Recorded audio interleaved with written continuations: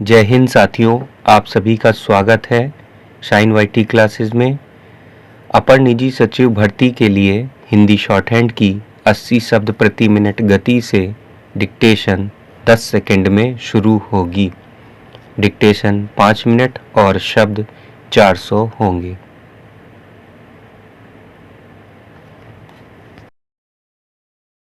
Start. दवा का इस्तेमाल किसी बीमारी से मुक्ति पाने के लिए किया जाता है, लेकिन अगर जाने अनजाने और गैर जरूरी तरीके से कुछ दवाओं का सेवन किया जाए तो उससे फायदे के बजाय नुकसान पहुंच सकता है। आधुनिक चिकित्सा पद्धति के संदर्भ में यह बात लंबे समय से कही जाती रही है कि जो दवा किसी तकलीफ को ठीक या कम कर सकती है, उसी का दुष्परिणाम किसी व्यक्ति की मुश्किलें बढ़ा सकता है। खासकर जीवाणुनाशक या एंटीबायोटिक दवाओं के मनमाने इस्तेमाल के घातक नतीजे देखे गए हैं।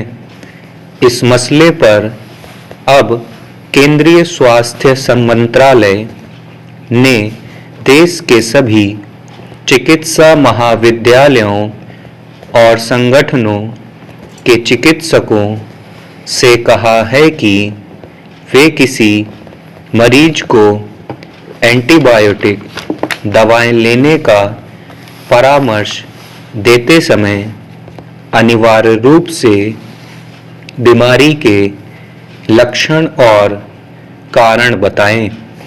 साथ ही मरीजों को यह भी बताना अनिवार्य होगा कि यह दवा उन्हें क्यों दी जा रही है, कितने दिनों तक खाना चाहिए और इसके क्या परिणाम होंगे।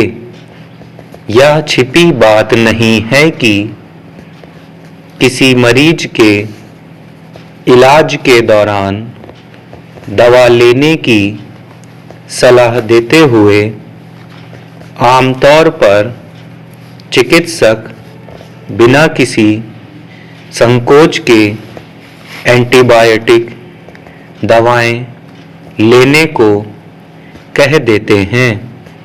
इसके अलावा आम लोग भी तबीयत खराब होने पर कई बार बिना चिकित्सक की सलाह के स्थानीय दवा दुकान से खरीदकर धड़ल्ले से एंटीबायोटिक दवा खा लेते हैं, इसलिए कि वे इसके दुष्प्रभावों से अनजान होते हैं।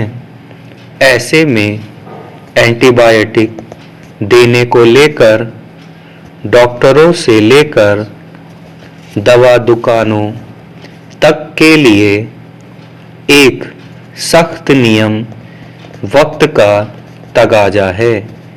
यही वजह है कि सरकार ने सभी दवा विक्रेताओं से एंटीबायोटिक दवाओं की बिना पर्ची के होने वाली बिक्री बंद करने और उन्हें केवल योग्य डॉक्टर के परामर्श पर ही बेचने की अपील की है। सरकार ने इस बारे में जो चिंता जताई है वह वैज्ञानिक तथ्यों पर आधारित है और इन दवाओं के सेवन को लेकर लंबे समय से संतुलन और विवेक का इस्तेमाल करने की सलाह दी जाती रही है। अफसोस की ना तो चिकित्सकों की ओर से एंटीबायोटिक की सलाह देते हुए सावधानी बरती जाती है और ना ही आम लोगों के बीच इस मसले पर जागरूकता दिखती है। ऐसे मामले आए दिन चिंता का कारण बनते रहते हैं, जिनमें किसी बीमारी की स्थिति में मरीज को अगर कोई दवा दी जाती है तो उस पर उसका कोई खास असर नहीं देखा जाता है।